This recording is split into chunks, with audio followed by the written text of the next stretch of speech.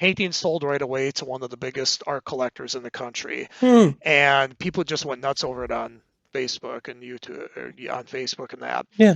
And I was like, oh, and I always loved Howard Turpney's work. Even when I had no clue what I was just going to do wildlife and landscape, I remember seeing one of his books, just like, wow, this guy can paint. This is incredible. Hmm. I always loved his work and the narrative behind it and everything. And so I just thought, well, I've always loved the human figure.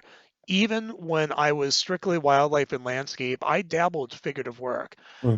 When I was a graphic designer, I bought the Barge, I think it's pronounced, figure drawing book from it was a late 19th century figure drawing course, and I'm probably mispronouncing it, but anyway, I bought that book, and on my lunch breaks, I would go and I would do figure drawings, Hmm. from these plates.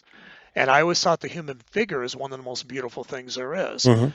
I always liked animals. I loved history, and I loved even at that time I was going out west just for the landscape and wildlife, and I loved the West. And um, it doing historical Native American work, I kind of realized this kind of combines everything I like. I love history. I love, that whole like Dances with Wolves. I know not all of it might be entirely accurate, Sure. but a little romanticized, but I still love that. Sure. The book I read, When the Legends Die.